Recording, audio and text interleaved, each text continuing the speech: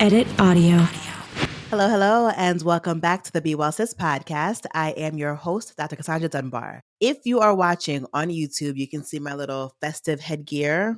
Shout out to Bluey and them, because today is a special holiday episode where we are talking about traditions and foods and favorite holiday memories, because even though the holiday season can be a bit overwhelming in terms of the amount of tasks that we have, and maybe it can be maybe lonely, isolating, all of those things, I do find a bit of joy in the holiday season. So I figured, hey, how about not only do I share some of my favorite holiday memories and recipes and things, but also let's ask the guests, because I'm nosy. So I want to know, what are their traditions? What are the foods that they eat?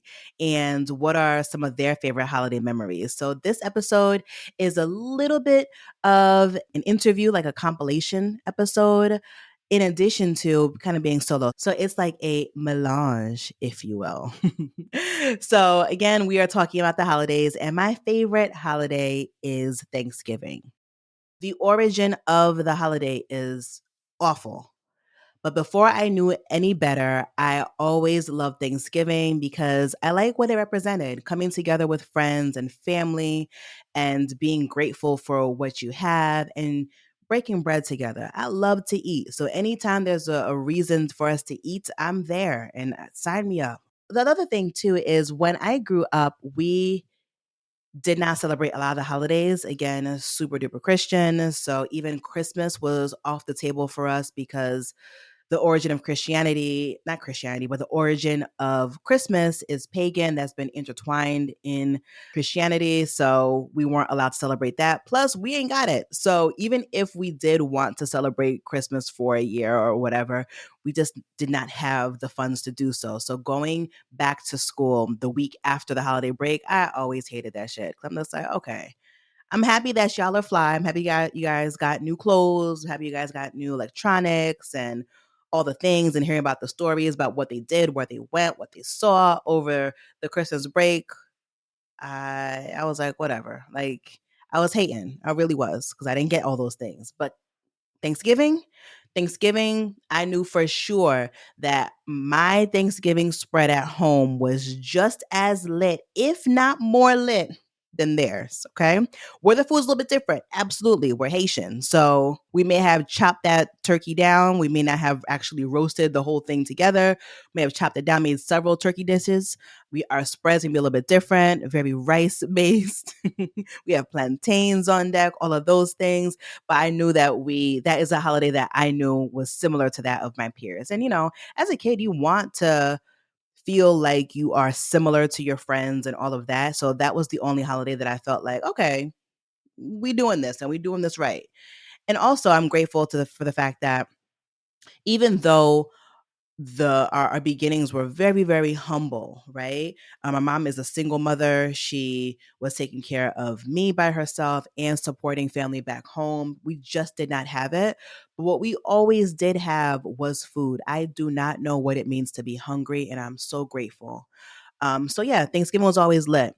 Growing up, for the most part, we had, again, it was like a traditional, more like a Haitian Thanksgiving. And as I started to learn how to cook, I wanted to learn how to cook American foods. So one of the first dishes that I made, that I learned to make and learned to kind of perfect and put my own twist on, was mac and cheese. Even to this day, my mac and cheese is kind of lit. It's kind of lit. Like, it's on par with some of your grandmamas and some of your aunties. It is pretty good. Okay. It's taken me years. Since high school, I've been perfecting my mac and cheese. And I learned some other American dishes too. When I married my husband, he is African American. So I started to try to learn more soul food dishes. And I will never forget the first Thanksgiving that we had after being married. When we got married, I was wrapping up medical school, and we lived with his mother for about 2 years to help us get on our feet. And the first Thanksgiving, I'll never forget. I love that woman so much. I decided, you know what? I'm going to make a pumpkin cheesecake. Mind you, I have never baked. I'm not a baker. Like, I could barely bake cookies. Like, I'm just not a baker. But for whatever reason, I was looking at the back of a graham cracker box, and it had a recipe for a pumpkin cheesecake. And I said, you know what? I'm going to do it. That's going to be my contribution to Thanksgiving this year. So I'm in the kitchen with her and I told her, I'm going to make some pumpkin cheesecake. She's like, yeah, go for it. We have to see if we have all the ingredients. We may not have everything, so we may have to make a quick little run to the grocery store to get what we need. I'm like, no problem. So she's like, read off what you need, and then I'll let you know if we have it or not. I said, bet. So I'm reading all the ingredients, and I'm not reading them as an ingredient list. I'm reading them as they are part of the recipe. Okay? Keep that in mind. So I come to firmly packed brown sugar. So I say, we need, firmly packed brown sugar. She's like, oh, we're good. We have brown sugar. And I said, without even thinking, I'm like, but is it firmly packed? And when I look at her, like the light in her eyes got dim because she was looking like, oh my God. And she's just like, well, Cass, you have to firmly pack it. And then when she said it, like it made sense to me. But the look in her eyes was just like, oh, my boy is in trouble. My boy is in trouble. And as soon as I looked at her and she explained it, I got it. But I will just never forget that. And God bless her. Long story short, though, the pumpkin cheesecake was fire. Like I think I made 2 of them, and they were gone within like 48 hours. So I did my thing with them. But yeah, I always think about the firmly packed brown sugar. Your girl's smart, but not that smart at the same time. I love Thanksgiving. Christmas, we have like a strained relationship, but I'm trying to make memories and make a tradition for our family. I realize that in my family, I don't really have a traditions. I don't have things I could look back in my childhood and say, oh, we always did this and things like that. And I kind of want to create some of those traditions in my family, so for my children can look back and say, oh, we always did this and I always enjoyed this. So that is a work in progress. And if I really sit down and think about it, there probably is something that we do. I just don't realize that we consistently do it. I think maybe PJs, we always get, Christmas PJs that match. So in this episode, we will be hearing from some of our guests from this season, and they'll be sharing some of their favorite recipes, their memories from the holiday season, as well as some of their traditions. And I know that the holidays can be a little bit stressful for some and may not be just the best part of the year for you, but I really hope that this episode brings you some joy, makes you laugh a little bit, or at minimum, you take away a recipe that you can try for yourself or for somebody that you love. As always, thank you so much for joining. I am so glad you're here. Be well, sis. So, Anela, I would love to hear your favorite holiday tradition, and what is the holiday that is your favorite? I always feel a little not torn, but I want to make it clear. I love Thanksgiving, even though I know that it is a genocidal holiday. Like the very premise of American Thanksgiving is ahistorical and does not acknowledge, what this country and colonization did to Indigenous Americans. However, at the same time, in growing up in my household, it was one of the few days where everyone had the day off. Same.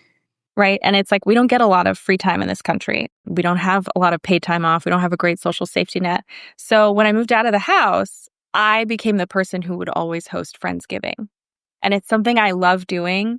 And I've done when I lived in a house and when I live in a 350 square foot studio apartment. I love cooking for people and making space for people. And so that is my favorite holiday. And it's something that no matter where I am, even when I've lived overseas, I've had a Friendsgiving. I think it's really special for people to have time to come together and let go of work for a little while. Okay, on your holiday table, what in your hosting, what is there for sure? Easy. Mac and cheese, biscuits. I always use Cheryl Day's buttermilk biscuit recipe. She's a legendary Southern baker.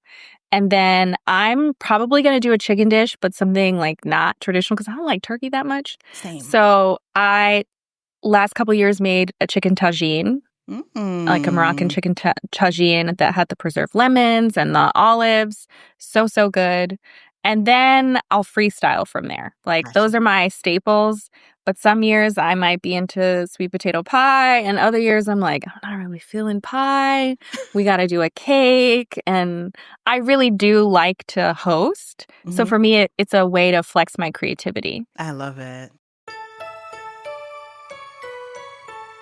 So I would love to know, Maya, what are some special holiday traditions that you have, whether it's a food or specific things that you and your family do together? I mean, I love the holidays because I get to spend so much time with my family, although I do anyway.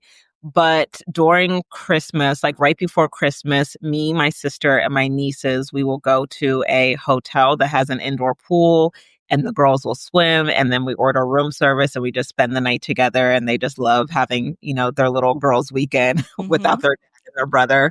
So I love being able to do that. And then spending time with, our parents. Will do just a hot chocolate night. And so just creating those little traditions are so meaningful. Nice.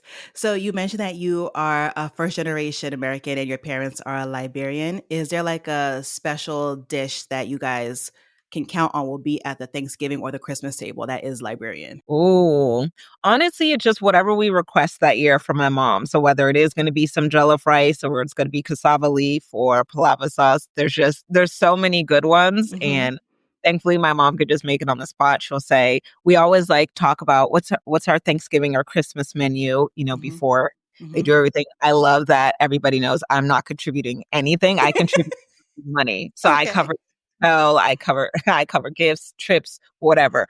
Food, you're just not getting that from me. But I love that we talk about the menu and I put in my order and it's there on Thanksgiving or Christmas. I love it. You are the definition of the rich auntie. I love it.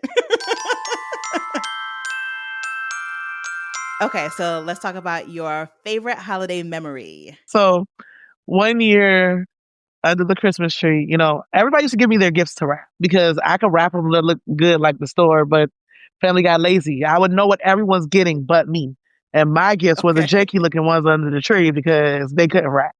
So one year I was snooping under the tree. I was probably in high school and I saw this like DVD player and I was like, oh, whose is that? All right.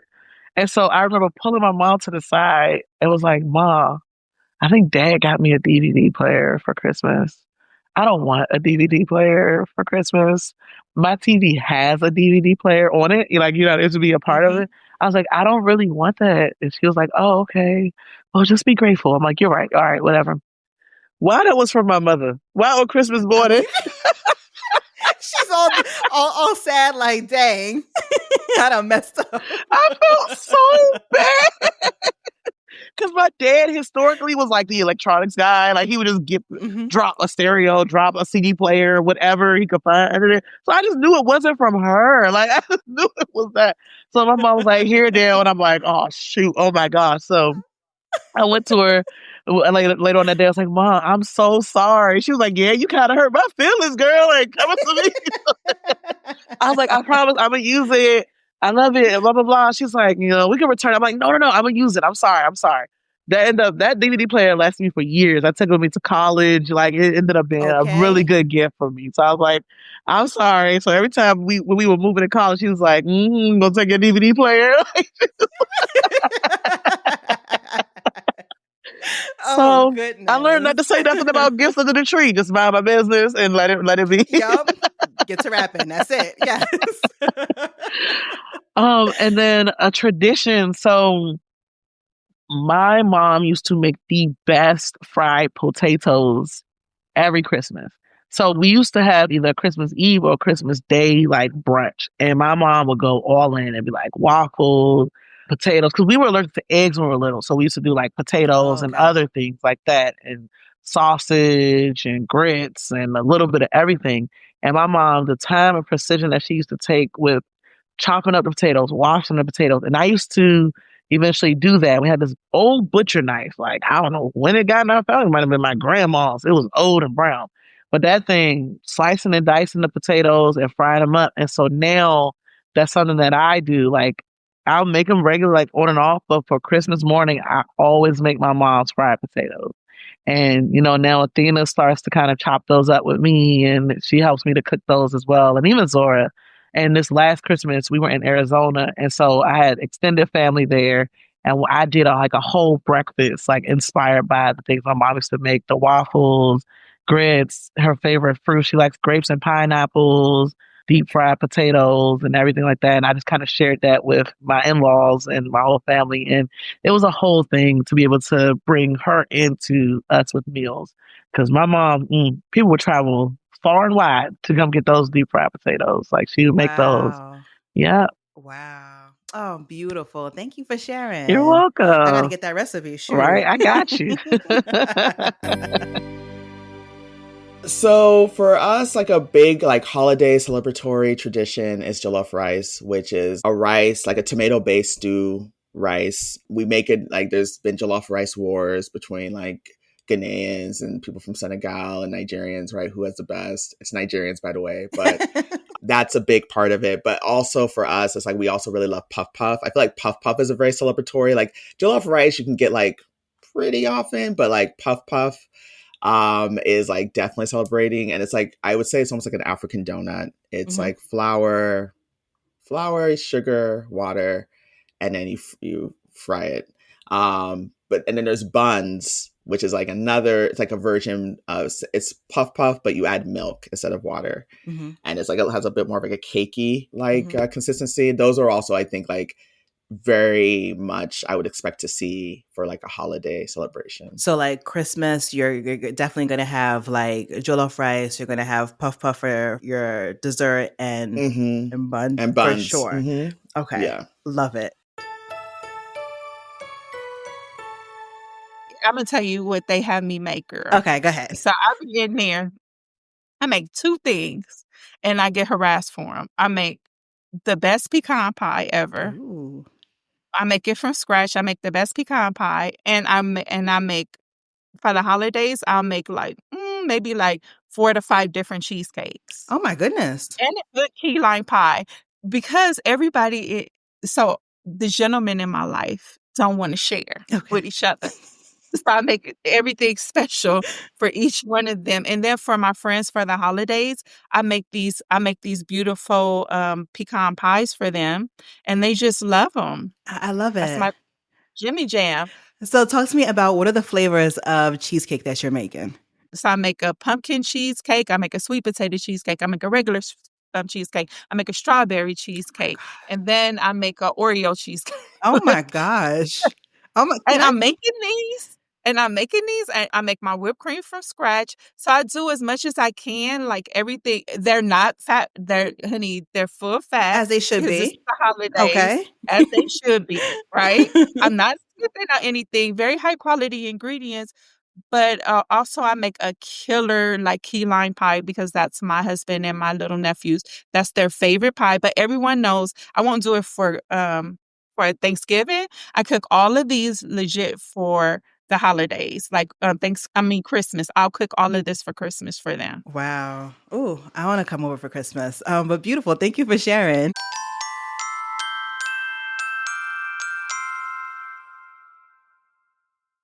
So this show is not a one-man or one-woman show like it used to be. Thank God. As you guys can see, I've been showing up every week, and it is not because of my own doing. It is because of the incredibly talented and driven and organized people that help bring and keep Be Well Sis running. So thank you so much for your work, your care, and your creativity. It means so much to me. And I've asked them to share some of their favorite holiday memories as well. And I'm excited for you to hear them. And before we hear them, I'd like to explicitly name the names of all of the people who really help me keep my sanity and help this show moving. So thanks to Steph, who is the executive producer. Thanks to Kathleen, the production manager, who keeps everything organized and keeps this train moving. Thanks to Star, who is one of our video editors and who does all things graphic design. We are pretty because of Star, and also Oliver, who also does video editing. Crystal, who does all of the business related things. So we are able to continue functioning because of all the work that Crystal is doing behind the scenes. In addition to Victoria, who is one of my producers and editors.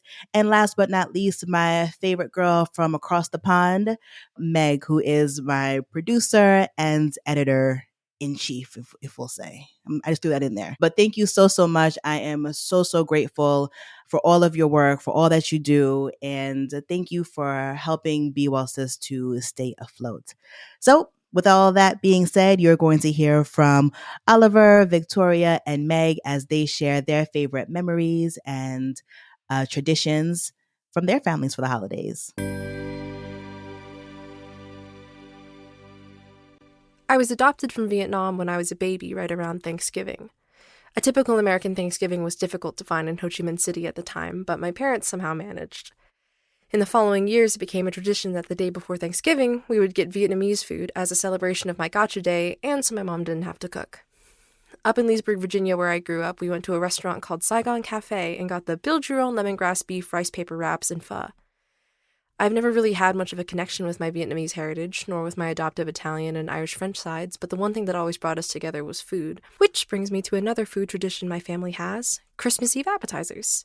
Instead of having one big traditional feast, we have a spread of hors d'oeuvres and charcuterie and cookies, and once we get sick of cookies after the holidays, they get stored in the freezer to be brought out for Christmas in July, aka my brother and I's shared birthday. So this is one of my favorite memories because now that my parents have been divorced for a very long time and never really had a great relationship, it stands out in my memory as one of the only times that I remember visibly seeing them actively working together in a partnership in just a really sweet way. And so it was Christmas Eve. I was maybe 6 years old. I'd wanted a bicycle for a really long time. And my parents thought I had gone to bed for the night, but of course I was so excited because Christmas was the next day. And they were in their bedroom, and I got up and I was, I don't know what exactly I was trying to do, but I remember kind of sneaking from my room to their room, kind of tiptoeing down and peeking in, and I saw them with this new bicycle for me, discussing how they were going to wrap it and just kind of preparing, what to do to make that surprise for me the next day. I remember, even in my 6-year-old mind, I knew that it was a really special moment and I didn't want to ruin it. And so I, the same way I snuck down there, I snuck back into my room and pretended to go back to sleep. And of course I couldn't sleep. I was so excited. And the next day, I even had the wherewithal to know I needed to continue the ruse. And so I pretended I was surprised, I hadn't seen it. I was so excited. And yeah, to this day, it just stands out as such a sweet memory for me. So growing up in the UK and going to a very small village primary school meant that every Christmas time, getting to be involved in the school nativity. So the whole school would perform the story of Christmas in the church next door. And I just remember I must have been 3 turning 4 at the back of the church, sat on my granddad's knee, watching my brother, who's a few years older than me, as a shepherd, feeling incredibly jealous because I wanted to be involved. And I think that was the start of my entire life's journey working in entertainment, I suppose. From that moment on, I played various angels in white cloths and tinsel halos, getting to play Angel Gabriel, who had these big, gorgeous, fancy feathered wings. Thank you so much for listening to Be Well Sis. It is truly a pleasure to work on, and I hope you all have a happy holidays, whatever you're doing, whatever you're celebrating, and a happy new year. Thanks. Thank you so much for spending part of your holiday season with me. This time of year can be beautiful, but can also be heavy. So please be sure to take care of yourself, whether that means some solitude, whether that means rest, whether that means more laughter. Please be sure to do whatever it is that makes you feel good. Protect your peace, honor your needs, and remember that your joy matters. If you are looking for more ways to take care of yourself this holiday season, please be sure to check out my Substack. So bewellsis.substack.com for more essays, resources, and just real talk to help keep us grounded. And if you are looking to gift gifts, either to others or to yourself, because you matter too, please be sure to check out my LTK storefront, my Shop My Shelves, and all of the things. The links will be down below for great recommendations for you. As always, thank you so much for joining, and until next time, be well, sis. Thank you for listening to this episode of Be Well, Sis. If you'd like to get in touch with us, there's a link in the show notes. Be Well, Sis is hosted by me, Dr. Cassandre Dunbar, and produced by Edit Audio. Don't forget to hit follow so you never miss an episode. Until next time, be well, sis.